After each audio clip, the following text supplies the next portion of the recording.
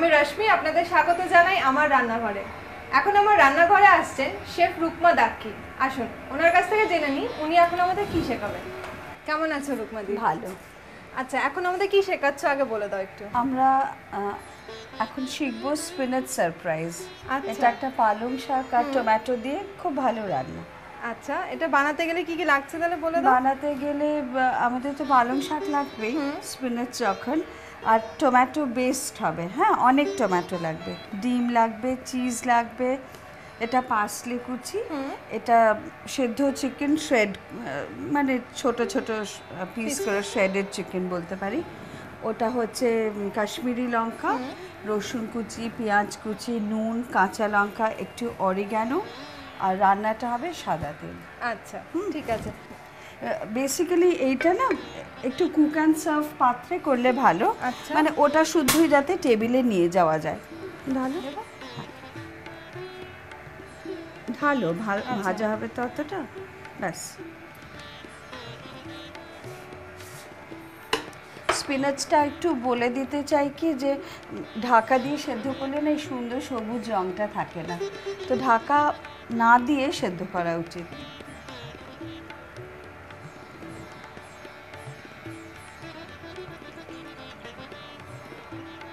এটা সরিয়ে দিতে পারো। এটা শীতকালে কিন্তু খুব ভালো লাগে।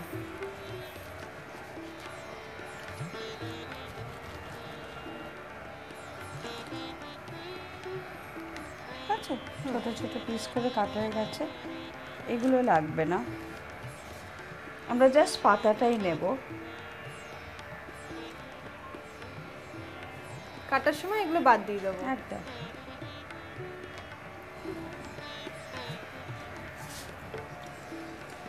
কি দেবো? প্রথমে রসুনটা দিয়ে দাও। পুরোটা দিয়ে দেবো?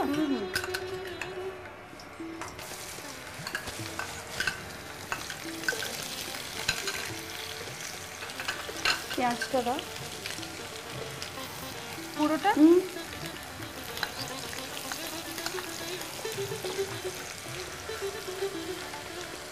পেঁয়াজ আর রসুনটা একটু ফ্রাই হবে, খুব বেশি কিছু ফ্রাই হবে না কিন্তু। আচ্ছা, হালকা ফ্রাই করব। হালকা। এটা অনেকখানি টমেটো আছে, বুঝতে পারছো তো?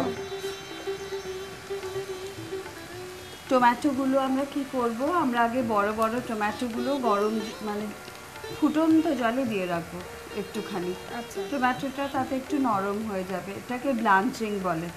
তখন স্কিনটাকে ফেলে দিয়ে আমরা টমেটোটা কাটবো।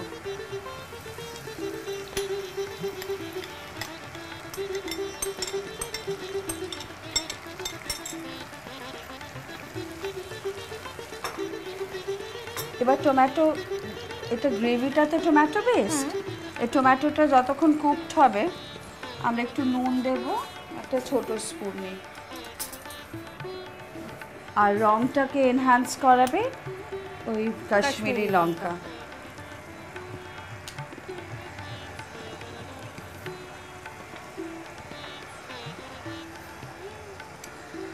কিরকম খেতে হবে একটু? টমেটো তো অনেকটাই দিচ্ছে, অনেক একটু টক ভাবটা থাকবে না এটাতে?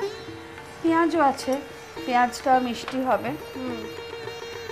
টমেটোটা কিন্তু কুক করতে সময় দিতে হবে। আচ্ছা, মানে পুরো এটা গলে যাবে একদম, তাই না? ইচ্ছে হলে একটুখানি কাঁচা লঙ্কা দেওয়া যেতে পারে, আর যারা ইচ্ছে করবে না দেবে না। মানে এটা অপশনাল, দিতেও পারো না। রান্নাটা কোনো হার্ড অ্যান্ড ফাস্ট কিছু নেই। কেউ ধরো চিকেন খায় না, সে কি খাবারটা খাবে না? নিশ্চয়ই খাবে। চিংড়ি মাছ দিতে পারে, কিংবা কিছু না, যে ধরো ভেজিটেরিয়ান সে কি করবে, সে একটু ছোট ছোট করে পনির দিয়ে দিতে পারে। রান্নাটা পুরো ইনোভেশন, বুদ্ধি, আর যে যেমনটা খায় নিজের স্বাদ অনুযায়ী। টমেটোটা হয়ে আসছে। হ্যাঁ, এইবার আমরা এর মধ্যে দেব পার্সলে, অল্প অল্প দেবো, বাকিটা পরে দেবো। আচ্ছা, আর গ্যাসটা একটু কমাই। এবার এই যে সেদ্ধ স্পিনাচটা এর ওপর দিয়ে দেবো।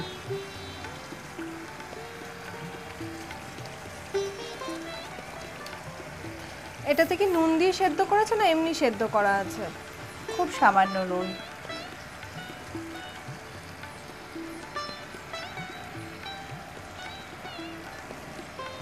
এটা খুব কালারফুল দেখতে হয় কিন্তু, লাল সবুজ সব কিছু মিশিয়ে টিশিয়ে। শাক এমনিতে ধরো অনেকেই খেতে পছন্দ করে না, তো সেগুলো এরকম গ্রেভি দিয়ে ডিম দিয়ে তৈরি করলে বেশ ভালোই স্বাদ হবে। দাও একটা একটা করে ডিম ফাটাতে হবে খুব সাবধানে, যাতে কিনা কুসুমগুলো ইনট্যাক্ট থাকে।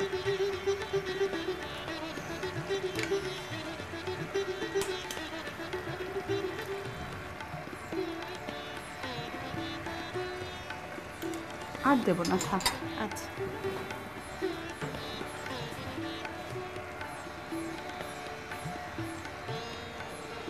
চিকেনটা সেদ্ধ করার সময় কিছু দিয়েছিলে এটাতে? না, জাস্ট একটু নুন দিয়ে।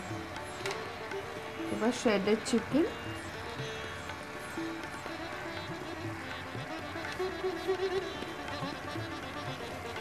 ঢাকা লাগবে।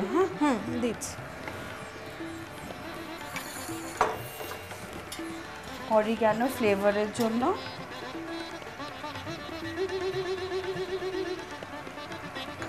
চিজটা বাকি রইল, পুরোনো চিজ।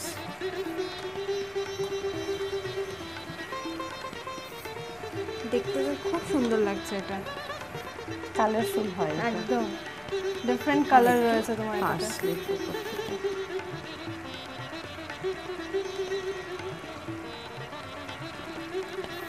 ডিমগুলো দিয়েছি তো, সামান্য একটু নুন স্প্রিঙ্কল করবো, কেননা আমরা আর নাড়ছি না বলে।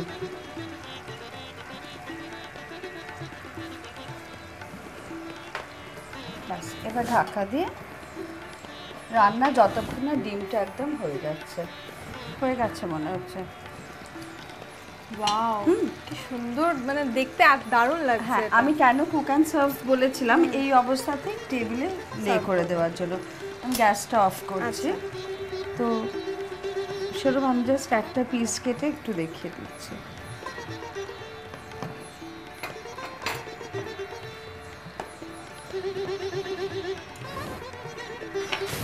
একটা স্পুন নিয়ে নিই।